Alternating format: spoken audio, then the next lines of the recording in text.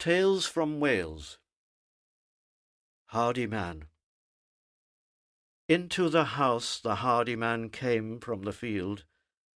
No word was said as he stumped his mud boots on the slate-slatted floor, while his wife fussed over his tea.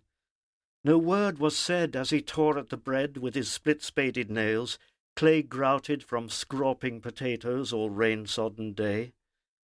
No word was said, not even a sound, as she watched her man eat, her thoughts not of pity or even disgust, but of pride and of dread, for his new job next week was under the ground. No word was said, but she knew that each day she'd pray for her mining man's safe return. Then, as he supped at his tea, their eyes challenged and held in a love that would meld them as one. "Don't worry, my dove, I'll always be coming back home to thee."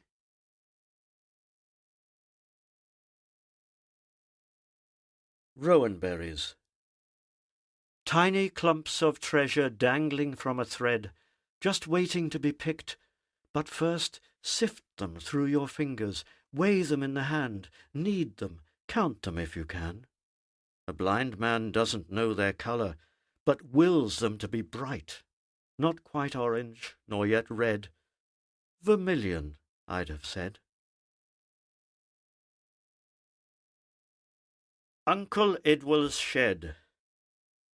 The notice on the shed door said, "Danger, keep clear," and I knew it was addressed to me. Uncle Idwell was up to something very queer. I'd been inside his brightly painted wooden hut, which matched the yellow gorse below the hillside garden. On secret peeking visits I'd marvelled at his world of mad inventions and hand-built grown-up toys, like his steam-powered engine, heated into puffing piston-pumping jounce by a burning tray of purple methylated spirit from a big brown bottle marked poison, 50 fluid ounce. Or rows of clicking fishing reels and split-cane rods he'd fashioned for our forays to the river bank. There we'd cast the gaudy flies he'd tied himself to fool the trout. And on the bench for all to see, 2-valve radios and crystal sets to tune in to the BBC. Then high above and out of reach, rows of empty cartridges he'd stuff with homemade gunpowder to gee up Guy Fawkes night. Usually I watched my uncle as he tinkered in his shed, and listened to his wild Welsh tales of bats and caves and wizard Merlin's gold. "If you want to tell a story, tell it at a slant," he'd always said. Now, intrigued by Uncle's danger sign, I knocked and listened for his call. "Stay away," he shouted, "and wait behind the rock." Which brings me on to Uncle Idwell's other shed. It was there that he went, to the old outside loo, with a bulging rinso box marked boom. Next he backed towards the rock, trailing cables to my feet. "Now watch," he said, touching terminals to an ever-ready pack. Then came a noise like nothing heard before, a sort of whoomphing crump, and then a clang. The shed at the bottom of the hill, where each member of the family had sometimes sat in blissless freezing necessity, stood smoking, wantonly askew, now bared hypaethral to the sky. Down the hill towards the house a bucket lay where it had fallen from on high, just by Auntie's flapping sheets, hand-washed that day, now streaked and spotted with what looked like clay. "Hell's bells!" exclaimed my uncle as we peered around the rock. "What will I say when she comes home for tea?" Homecoming. Although we never loved, you gave me strength when I was lost, and showed me other ways to live alone once more. I came to you at Croesaw and found a welcome only Wales can give, drawn back by rock and stream and memory of glowing mountain light. Born on Moyligest, I longed to see once more that rugged, sharp profile of dark Canicht, and climb the path of Tryphon, or cross Crib Goch in snow, and row the Menai straight, then feel the wash of rain, knowing that the sun would shine on me again. Trapping Fairies. From Technicolor dreams I woke to find the cold slate floor beneath my feet, as I sleeping walked about my auntie's home. The scene my childish eyes discerned, and painted on my mind for decades of immediate recall, was of my grown-up cousin fashioning a snare he said would catch him rabbits for the pot. And this gave me an idea beyond my age, when fairies still held me in their thrall. For if a bunny caught the noose around its neck, why not one of the little tykes my auntie said had trampled down her flowers by moonlight? If only I could catch me one, and ask it why it was so small, and if it would grow the size of me, and if a girl, perhaps then I could steal a kiss. And so, next day I took my cousin's snare, and baited it with birthday cake, and left it out at night in the daisy dingle dell. In the morning I awoke, without doing another walking sleep, and went to check my fairy trap. The cake had gone, but there was a little speck of blood upon the grass. Oh, I was heartbroke, thinking I had hurt the little Foogaloo, when I only thought to have a chat. Now, in adult life, I wonder if the tiny folk have put a curse on me. Cooking the books.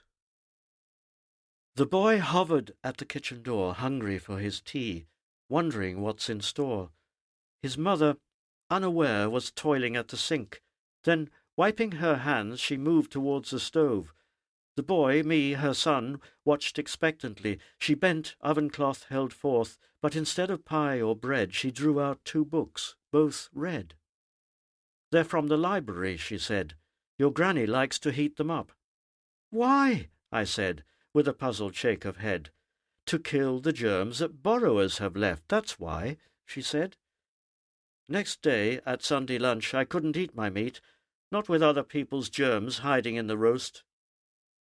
Dear Gran, she died, aged 94, 2 oven-ready books still in her shopping bag, and the germs live on. Silver Adder. Coiled fatly on a rock, the adder sucked in strength from the body-heating sun, and made ready for the hunt.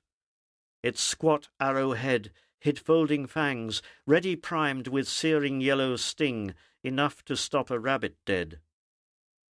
The only movement came from its deeply forked black tongue, as it licked the scent of prey from off the mountain air.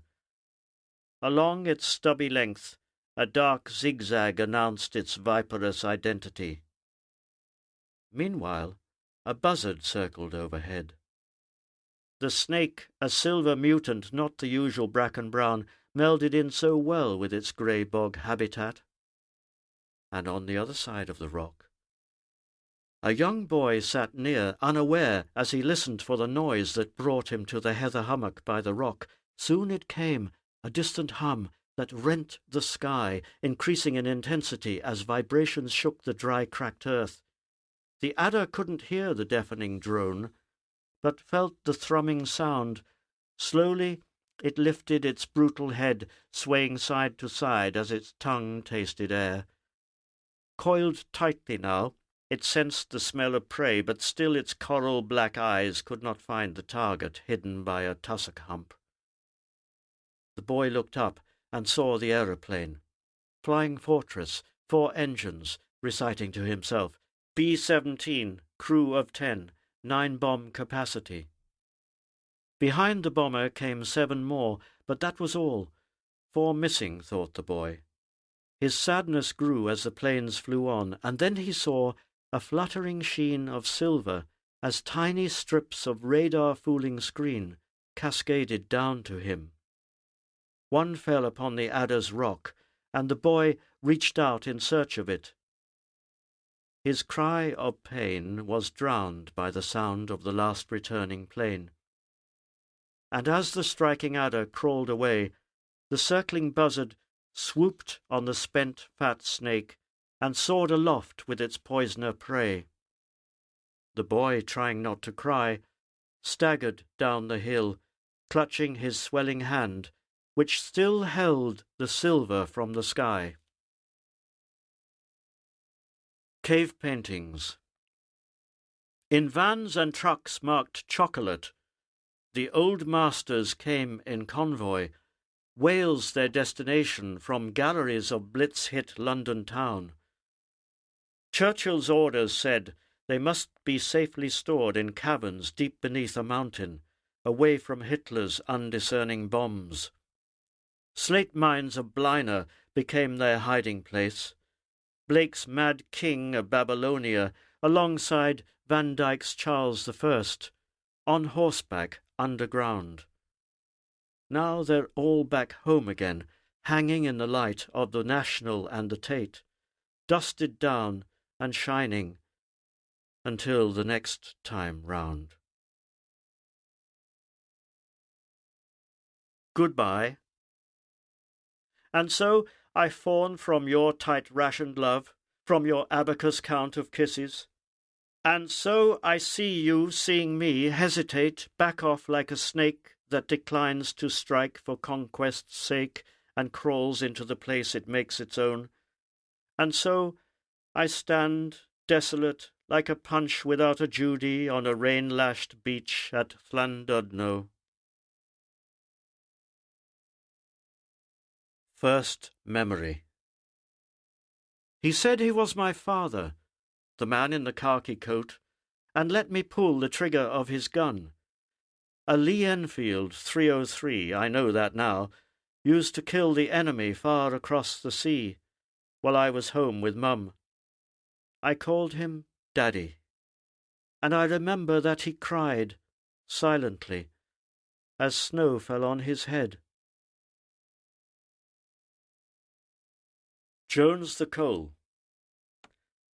Rat-a-tat-tat came his knock on the door, and with it the gift of a song. Trumpeter, what are you sounding now? And we knew it was Jones the Coal, for his baritone voice always came with the sack of shiny jet lumps of fuel. Jones, our black Santa, he brought welcoming heat to the cold of our hilltop home. Yellow.